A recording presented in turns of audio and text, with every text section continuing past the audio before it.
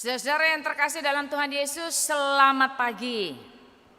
Semoga semuanya dalam keadaan sehat selalu dan siap untuk boleh menerima pencerahan dari Roh Kudus, begitu ya. Sebagai hambanya saya hanya menolong supaya kita semuanya boleh belajar lebih dalam tentang apa yang mau dinyatakan oleh Tuhan melalui pengalaman pernyataan ilahi Nabi Zefanya, begitu. Sebetulnya saya mau curhat dikit, sebetulnya ketika persiapan bahan ini saya itu galau. Kenapa? Ini andaikan seperti, mengandaiannya seperti ini loh. Kalau di depan mata kita terhidang, ada meja gitu ya, dan terhidang 25 jenis makanan, misalnya kayak begitu. Pertanyaannya, saudara mampu makan berapa macam? Bu, mampu makan berapa macam bu? 3, masa bu? Serius bu? 25 cuma milih 3, nasi, sambal, kerupuk. Enggak bu, pilih yang enak kita bu ya, gitu kan. Dan ketika mempersiapkan bahan ini, itu bayangan saya. Ini banyak sekali pesannya yang penting, tapi saya tertantang untuk menyampaikan apa yang perlu, begitu ya. Ini kan terkait dengan tema besar ya, bahwa saudara-saudara sudah mengambil bagian begitu kan dalam proses pemilihan diaken dan penatua. Dan saya mau katakan bahwa terpujilah Tuhan karena saudara digerakkan oleh Roh Kudus untuk mengambil bagian dalam pekerjaan Tuhan. Saya mau bilang bahwa pemilihan diaken penatua ini pekerjaannya Roh Kudus. Teamwork, gitu ya. Ada teamwork antara Roh Kudus dan manusia. Sehingga kemudian nama-nama yang terpilih di tahap 1 ini akan mengalami proses. Ini kok tiba-tiba udah langsung seolah-olah kayak ke aplikasi. Saya mau kasih pengantar bahwa pembacaan Alkitab sepanjang sampai kira-kira bulan Oktober memang tidak lepas dari suasana gempita gereja bermisi untuk untuk kemudian ditetapkan oleh Tuhan para pelayannya diaken dan penatua. Ini perayaan, selebrasi, tapi bukan sekedar pesta yang gampang, gitu ya. Nah, saudara-saudara yang terkasih, terkait ke sana nanti tentu saja perikop ini juga bicara soal, kalau tadi bicara soal dalam konteks gereja GPIB ya, perikop ini juga penting nantinya bicara soal kita secara pribadi, kita sebagai keluarga, kita sebagai pribadi-pribadi, begitu ya. Nah, saudara-saudara, izinkan saya untuk boleh menjadi tangan Tuhan, menjadi bibir yang boleh dipakai oleh Roh Kudus untuk mengajar. Catatan pertama, begitu ya. Nah, dari 25 porsi tadi tampaknya tidak mungkin 25-25-nya harus kemudian dinikmati, maka kita fokus pada beberapa. Yang pertama, saya mau pakai bahasa sederhana. Yang paling populer sekarang di TikTok apa? Apa bu? Siapa pengikut TikTok? TikTokers please. Ini yang baby boomers ke atas ini nggak tahu TikTok kuwi panganan opo gitu kan ya. TikTok itu kayak YouTube-nya orang-orang muda begitu loh, opa, oma. Jadi kalau kok saya yang jelasin opa oma, jangan-jangan opa oma di sini semua TikTokan juga. Mana ada yang tahu kita itu kan. Kadang saya malu umurku sendiri TikTokan, gak taunya ada opa oma banyak juga yang TikTokan. Lebih heboh lagi daripada anak muda. Anyway, banyak hal yang populer muncul gitu ya di berita-berita di media sosial. Ya, bulan lalu yang populer bukannya di TikTok ya, tapi berita umum lah. Bulan lalu yang populer itu kan Sambo. Minggu pekan-pekan ini sudah mulai ada yang populer baru lagi gak sih? Pak Kris apa Pak? Yang populer. Ini loh susahnya kalau khotbah berhadapan dengan orang bermaskeran semua. Nggak kebaca bahasa bibirnya. Saya tahu saudara-saudara ngomong. Saya tahu gitu kan. Tapi saya nggak akan pernah tahu ngomong apa. Inilah kalau udah masa corona membuat kita kemudian makin jauh gara-gara masker. Anyway, popularitas. Baalisme itu sesuatu yang populer. Kok Baalisme bedanya apa dengan Baal? Nah, gini, kalau Baalisme itu sebuah konsep. Jadi ibu bapak yang namanya Baal itu enggak satu. Baal itu semacam kabinet. Begitu. Kalau disebut sebagai kabinet, berapa orang di dalamnya? Gitu ya. Nah, ini konsep religi orang zaman kuno. Baalisme itu sudah lama muncul dari zaman kerajaan Mesir, mungkin sekitar abad 1000 sebelum Masehi begitu ya. 1500 sampai 1000 sebelum Masehi. Lama banget guys gitu. Dan Baalisme ini tidak hanya kemudian ada di tanah Kanaan. Baalisme itu ada di Mesir, Mesopotamia, bangsa-bangsa di Semitik gitu ya. Ini saya ngomong apa nanti buka aja lah di petanya. Jadi nggak cuman orang-orang Israel sebetulnya yang terpengaruh atau meyakini Baalisme. Karena di zaman itu Baalisme populer. Contohnya, siapa yang nggak tahu Hercules? Tahu? Dari mana? TV lah ya, begitu kan? Ada Hercules, ada Zeus, terus ada kan dewa-dewi mitologi Romawi dan Yunani begitu ya. Nah itu kan populer karena kita ada TV kita ditolong. Jadi Baalisme itu mitologi. Setiap daerah itu punya keyakinan religi bahwa ada semacam kabinet di dunia ini. Gitu.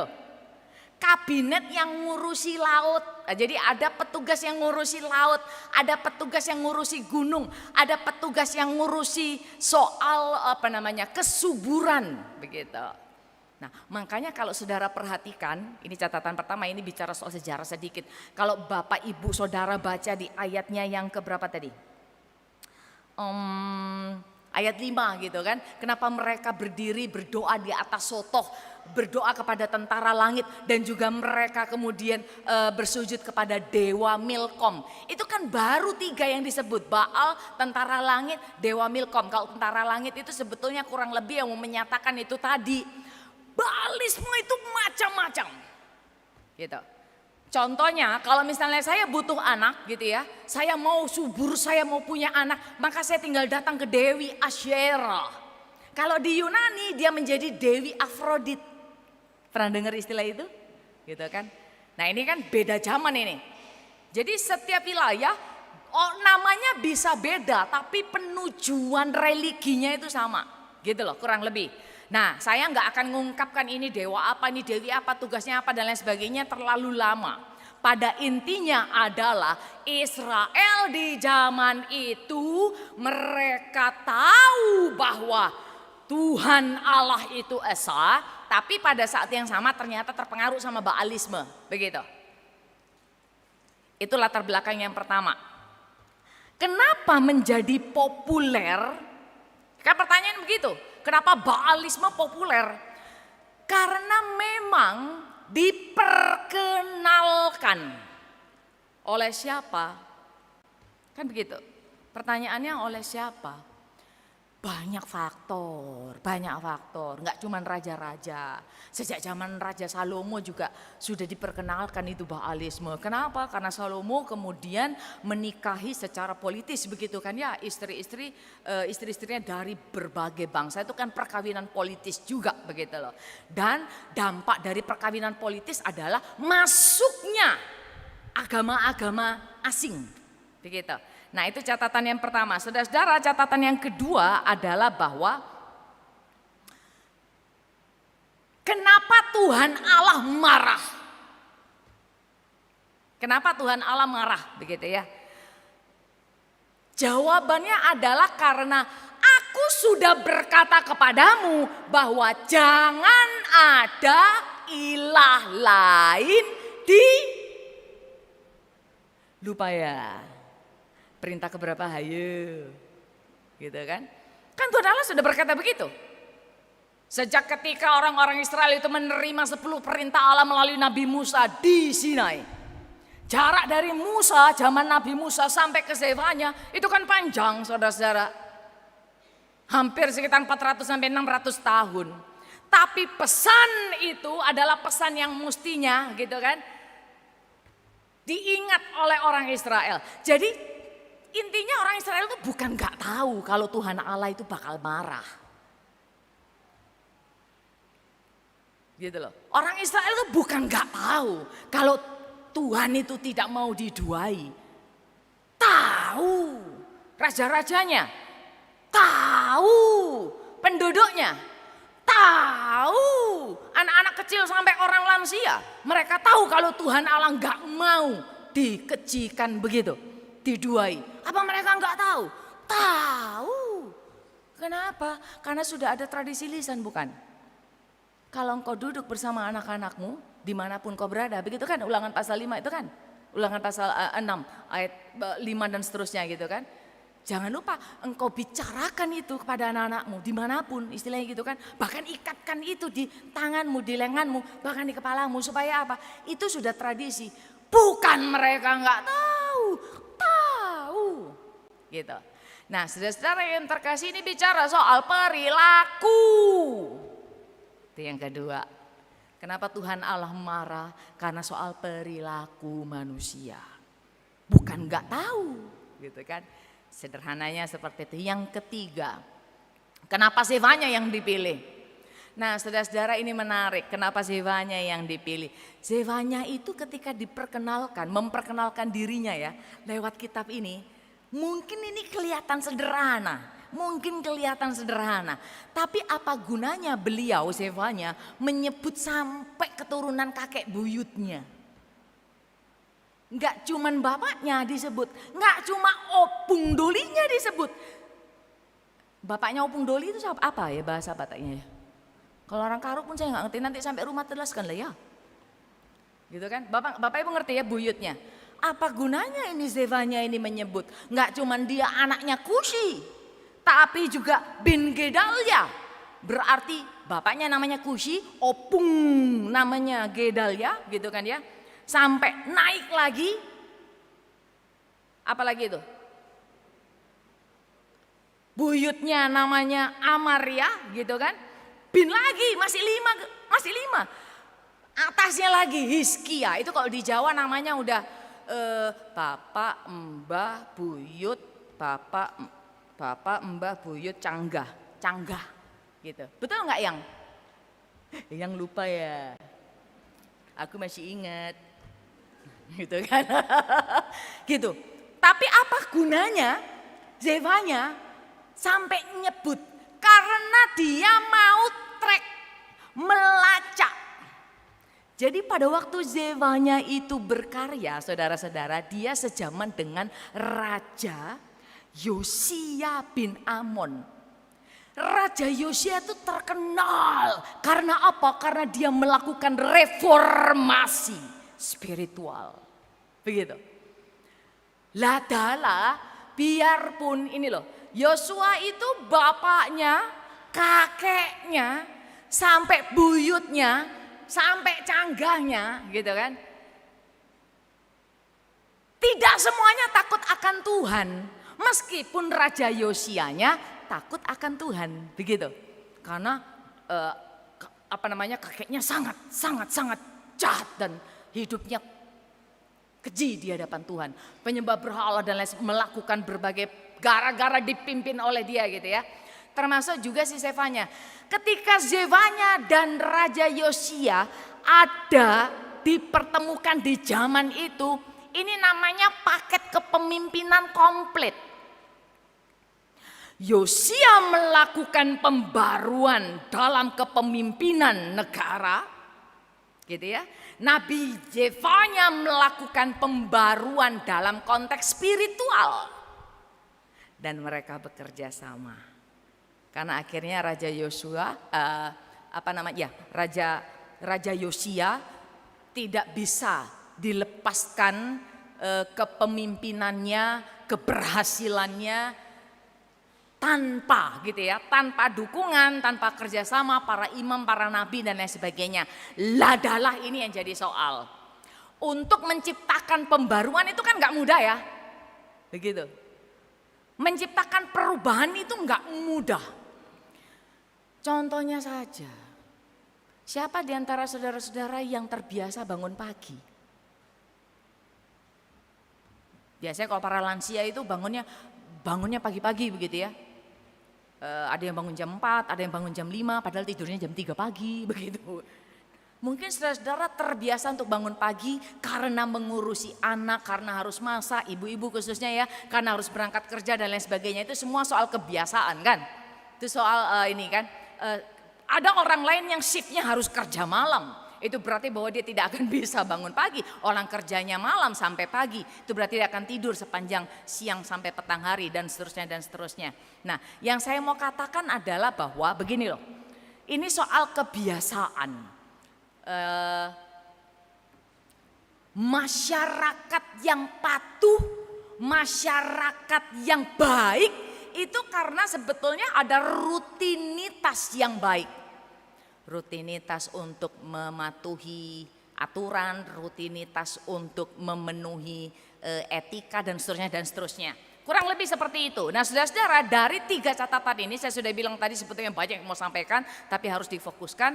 Apa pentingnya perikop ini dalam kehidupan kita di zaman sekarang? Begitu ya. Yang pertama, saudara-saudara, popularitas Baalisme itu belum pudar.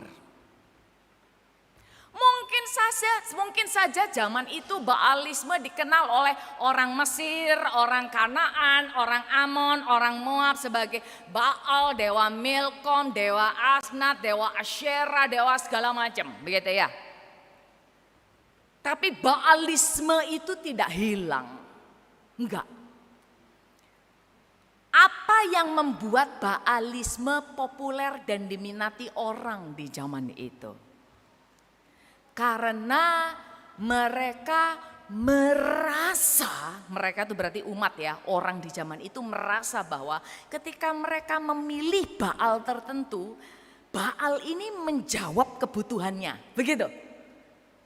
Kurang lebih seperti itu ya, Baal yang ini, dewa yang ini, dewi yang itu seolah menjawab kebutuhannya. Kalau ini ditarik di zaman sekarang, siapa di antara kita sebetulnya yang mau menyangkal kita masih hidup dalam Baalisme? Kita menyangka bahwa, begitu kan? Kalau saya kerja dan kerja, maka saya akan menjadi orang yang sukses. Pertanyaannya adalah orang hidup untuk kerja supaya dia bahagia atau orang mencapai kebahagiaan maka dia bekerja? Pertanyaannya memang filosofis dan membingungkan sedikit, tapi beginilah ceritanya ya, kurang lebih seperti ini. Saudara kerja itu gaya opo? Gopo.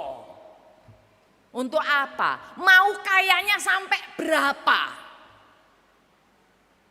Gitu kan? Banyak orang yang bekerja sangat maksimal, tapi ada yang dikorbankan, kan gitu ya? Kenapa? Loh, saya kerja demi kamu, saya kerja demi anak, saya kerja demi ini, saya kerja demi supaya kita terpenuhi materi fasilitas, begitu ya? Enggak, apakah itu salah? Enggak. Tapi begitu pekerjaan itu menghabituasi pikiranmu, mengerti maksud saya? Itu jadi baalmu. Begitu. Contoh lain gitu ya. Jadi kita tuh nggak lepas dari Baalisme. Contoh lain, ada yang jomblo di ruangan ini? Pak, jangan ngaku-ngaku. Ada yang nggak boleh ngaku-ngaku juga, Pak. Saya tahu istrimu di mana. Guyon ya. Ada yang masih jomblo? Nggak mau ngaku ya, malu. Nggak apa-apa, saya seumur dulu juga gitu kok. Ketika seseorang mendamba, nah gitu ya, mendamba, maka saya itu sebetulnya mau nanya, ada yang ngaku satu gitu biar ku tanya-tanya. Ini ibu, ini bapak, mbak jomblo mbak?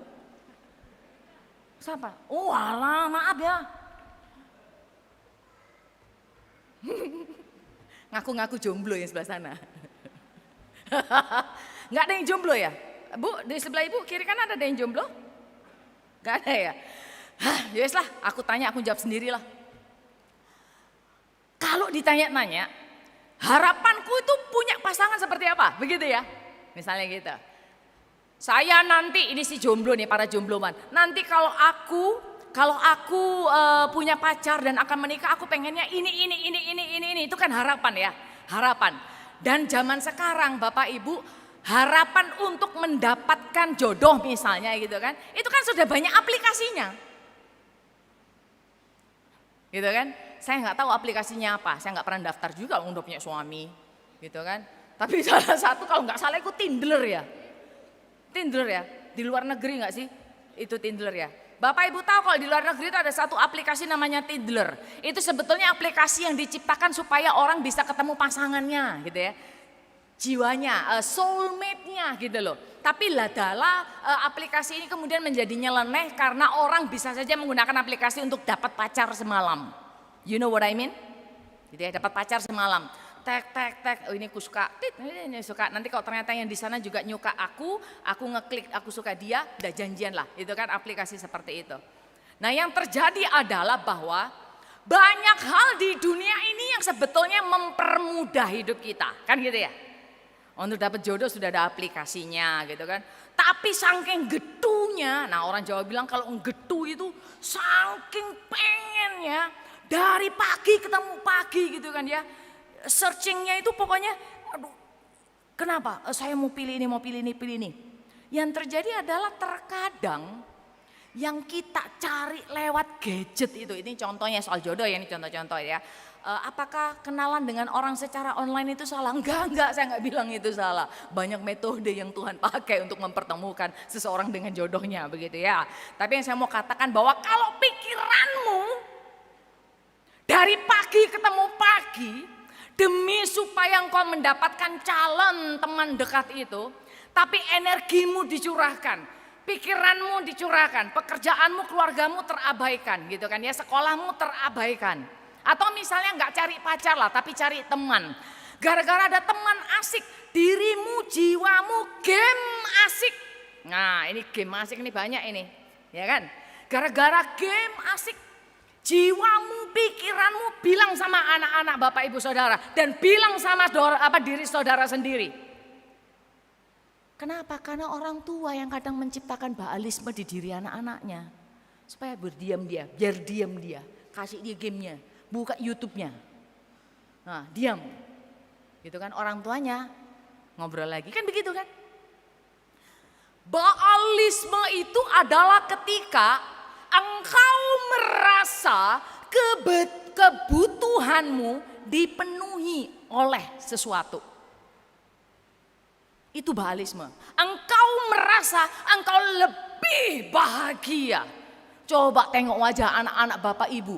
Kalau dia nggak pegang gadget, misalnya dia terbiasa pegang gadget kan, ambil itu 1 hari 2 hari, apa mukanya nggak tertekuk 10 lipat?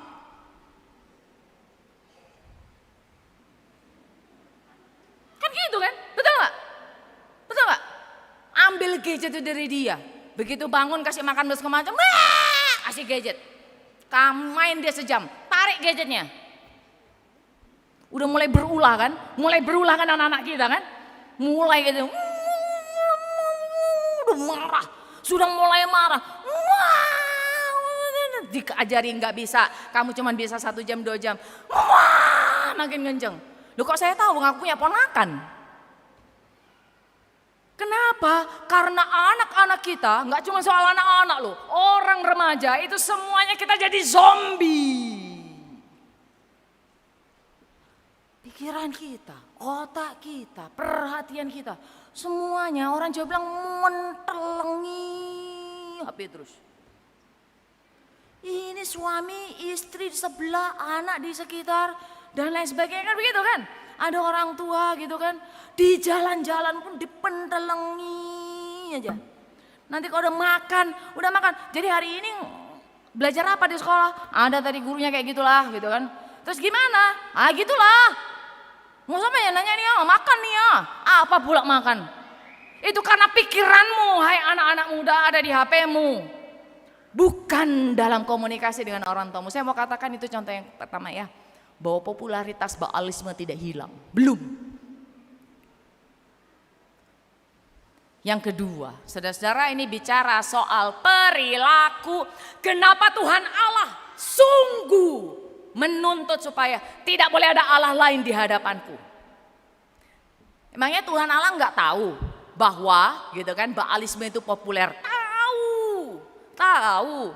Tuhan Allah mau merebut kembali. Jadi kalau ada anak yang nolehnya ke tempat yang salah ini loh, noleh ke aku, balik menghadap aku. Karena aku tahu hatimu ada di sana, karena aku tahu bahwa engkau seolah meyakini yang semu itu, yang fana itu, noleh balik ke saya.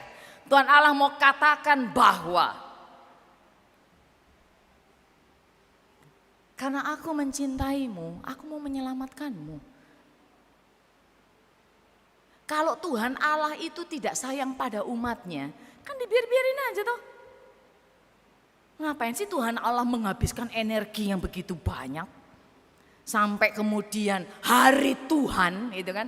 Hari Tuhan itu bisa jadi sudah terjadi, belum terjadi, akan terjadi, atau sehari-hari. Begitulah ya, hari Tuhan itu bisa dimaknai banyak. Kenapa sih Tuhan Allah harus sampai pakai ngancam-ngancam segala? Di ayat yang pertama, ayat kedua, aku akan menyapu. Sampai 3 kali loh kata menyapu loh.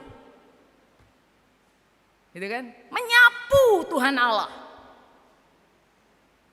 Tuhan Allah jangan dipikir kalau menyapu itu kayak kita-kita di rumah begini.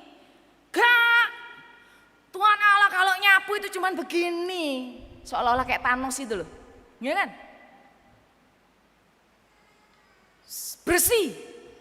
Sampai 3 kali aku menyapu, aku akan menyapu, aku akan melenyapkan, aku akan mengacungkan. Kenapa? Ini tanda orang apa? Ayo. Orang marah bukan? Kalau sampai ada pernyataan yang tegas yang mau dikatakan Tuhan Allah adalah ini soal perilaku, bukan engkau nggak tahu kalau aku nggak suka engkau menyembah yang lain. Sudah berkali-kali pun kukatakan. Nah, saudara-saudara inilah, ini aplikasinya apa? Saya mau tanya kepada saudara. Saudara ini ikut Tuhan Yesus, jadi orang Kristen, ada perubahan nggak sih? Bu, ada perubahan nggak sih? Mas, ada perubahan nggak sih ikut Tuhan Yesus? Ibu ada?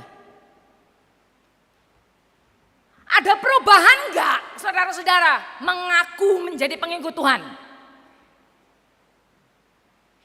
Waduh Bu, haleluya. Tunggu, perubahan yang mana? Perubahan yang lebih baik atau perubahan yang lebih hancur? Itu beda tuh, sama-sama perubahan soalnya. Ini catatan kedua tadi kan. Bukan gak tahu umat Israel itu Tuhan Allah gak suka, tahu mereka. Tapi kok ya kenapa terus dilakukan? Ini kan jadi relevansi buat saudara-saudara dan saya, gitu kan. Ketika kita mengikut Tuhan Yesus, kita tahu apa yang dikehendaki oleh Tuhan yang kita muliakan dalam Kristus itu kan. Bukan gak tahu kita, bukan gak tahu kita apa kehendak beliau. Bukan gak tahu kita bagaimana kita harus bersikap setia, luhur. Itu kan tema hari ini ya. Bukan gak tahu kita bahwa kita tuh harus maju ke depan, bukan terus menoleh ke belakang. Orang Israel itu kan selalu noleh ke belakang jadi tiang garam. Gitu. Mestinya belajar dari masa lampau supaya bisa maju gitu kan. Ada orang yang kemudian terus menerus mengungkit masa lalu, makanya gak maju-maju. Salah satu materi yang disampaikan nanti di pembekalan diaken dan penatua kan soal pelayanan pastoral. Di satu poin itu ada bicara soal akar pahit. Ini soal perilaku. Sekian tahun kita sudah belajar tentang Tuhan Allah. Kita dihidupi oleh Roh Allah. Kita beribadah kepadanya. Ini pertanyaannya penting. Saudara berubah enggak? Kalau nggak ada perubahan perilaku, berarti agamamu ini nggak penting. Karena yang menjadi agama, itu bukan agamanya yang penting kan sebetulnya kan.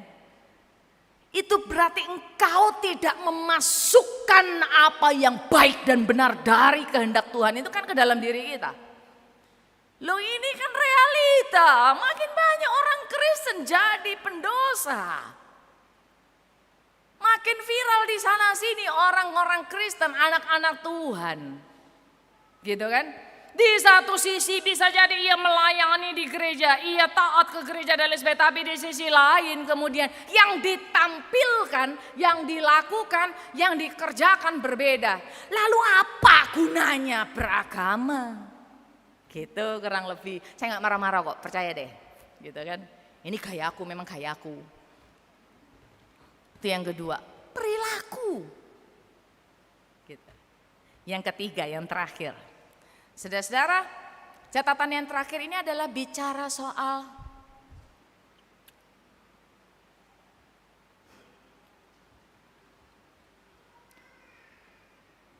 ingat nggak sih waktu ini yang terakhir itu bicara soal keluhuran begitu ya. Intinya soal keluhuran. Ingat nggak ketika Daniel dalam kegalauannya, bukan Daniel montong ya, bukan. Daniel yang di Alkitab, gitu kan, ketika dalam kegalauannya karena dia diperintahkan oleh Raja Nebukadnezar untuk menyembah dia, ingat ya, Daniel itu pergi kemana? Sotoh ya, Sotoh itu kalau zaman sekarang bahasa kerennya itu rooftop itu loh, gitu kan, rooftop, bahasa sehari-harinya genteng-genteng atap rumah itu loh, gitu kan. Cuman genteng kan gini, kalau genteng itu maksudnya rooftop itu ya datar yo, kayak ruko gitu loh kan, ruko kan ada bagian atasnya yang datar kan, gitu. Kalau orang sana bilang rooftop pak, gitu kan, orang ini ngomong genteng yang dhuwur, gitu kan. Daniel pergi ke atas, yang dilakukan Daniel itu sebetulnya nggak ada bedanya dengan para penyembah Baal zaman itu, pergi ke atas ke Soto, gitu, pergi ke atas ke Soto, ke rooftop. Sama, gitu kan? Yang di ayat 5 kan dikatakan di situ juga di sifatnya. Juga mereka yang sujud menyembah di atas Soto kepada tentara langit. Ini kan peringatan Zefanya bahwa Tuhan Allah marah kepada mereka yang menyembah di Soto. Menyembah di Sotohnya itu nggak jadi soal. Daniel melakukan itu. Orang-orang Yahudi banyak melakukan itu. Orang-orang penyembah Baal dari bangsa-bangsa lain juga melakukan itu. Bedanya, ini bicara soal keluhuran. Bedanya siapa yang engkau muliakan, gitu. Kalau di agama-agama Baalisme, di Baalisme zaman itu maka mereka bisa memilih, gitu kan. Tentara langit itu kan bahasa kiasan kabinet itu tadi loh. Entah mau menyembah di bintang mana, rasi mana, saya mau menyembah bulan, tentara-tentara yang saya yakini bahwa tentara langit di atas sana. Zaman itu kan Galilei belum menemukan bumi dan lain sebagainya. Jadi dalam pandangan masyarakat kuno yang di atas langit itu sesuatu yang supranatural, gitu kan? Sesuatu yang luar biasa, supranatural. Daniel pergi ke suatu rumah dan dia berdoa, tapi dia tidak menyembah tentara langit. Dia memilih meskipun dia tahu bahwa dia dalam keterancaman, betul kan? Hampir mati dia kan. Dia kan dalam keterancaman, dalam pilihan. Kamu nyembah saya, kata Nebukadnezar, atau kamu mati karena engkau menyembah Tuhan Allahmu. Begitu kan? Ini bukan soal naik ke Soto. Saudara-saudara bisa naik ke Soto. Ini kan ya Soto toh, balkon ya. Saudara-saudara kan sedang ada di Soto, di gereja ini kan, sedang di Soto kan. Saudara berdoa atau main HP? Ayo, lagi dengerin khotbah atau lagi balesin WA? Ayo, siapapun bisa naik ke Soto, tapi di mana hatimu? Di mana pikiranmu? Siapa yang tahu? Saudara-saudara yang terkasih, ini mau mengingatkan saudara-saudara dan saya bahwa kita boleh sekolah, kita boleh aktivitas, kita boleh bekerja, kita beribadah, kita melayani. Saudara-saudara melayani, begitu ya. Naik ke Sotoh itu kan sesuatu ekspresi ya. Naik ke Sotoh, naik ke rooftop itu ekspresi bahwa saya akan naik ke atas menghadap berdoa. Bekerja itu kan sebuah ekspresi bahwa saya akan melakukan aktivitas saya untuk optimal hidup saya, gitu kan. Sekolah itu kan ekspresi bahwa saya akan belajar dengan sungguh-sungguh supaya saya bisa mencapai cita-cita saya. Saya akan naik ke Soto, tapi siapa yang engkau panggil? Engkau bekerja, tapi siapa yang engkau panggil? Gitu kan. Bekerja itu kan bisa di rumah ataupun di kantor. Dagang di pasar ataupun saudara sedang ojek online. Apapun saya nggak menghakimi pekerjaanmu. Pertanyaannya, dengan apapun yang engkau lakukan itu, siapa yang saudara panggil? Karena memanggil siapa itu akan menentukan yang nomor 2 tadi, perilakumu. Dan perilakumu itu akan menentukan kualitas hidupmu. Ingat tadi khotbah saya yang pertama soal popularitas Baalisme. Yang kedua bicara soal perilaku. Dan yang ketiga ini keluhuran. Keluhuranmu itu tidak ditentukan dari seberapa banyak engkau masuk gereja atau melayani. Karena itu bukan ukuran keluhuran, itu kewajiban kita. Tapi apakah perilaku luhur kita ini, ya, berdoa, beribadah, bersekutu, melayani, bekerja, itu luhur loh. Sekolah itu luhur loh. Jangan jadikan sekolah itu jadi ajang main-main kan begitu kan. Sekolah itu luhur. Yang kau kerjakan, engkau ngojek online saudara-saudara, itu luhur loh. Tapi luhur tidaknya itu kan Tuhan yang tahu ya kan. Pekerjaan itu menjadi luhur atau hancur. Semua orang bisa bekerja, tapi siapa yang kau panggil dalam pekerjaanmu? Nah itu tadi. Siapa yang engkau panggil dalam rumahmu? Siapa yang kau panggil ketika ada masalah? Siapa yang kau panggil ketika engkau berseteru? Siapa yang engkau panggil ketika dalam pelayanan ada deadlock? Siapa yang engkau panggil ketika dalam tantangan-tantangan pelayanan engkau mengalami kegundahan? Siapa yang engkau panggil ketika anak-anakmu lari ke narkoba?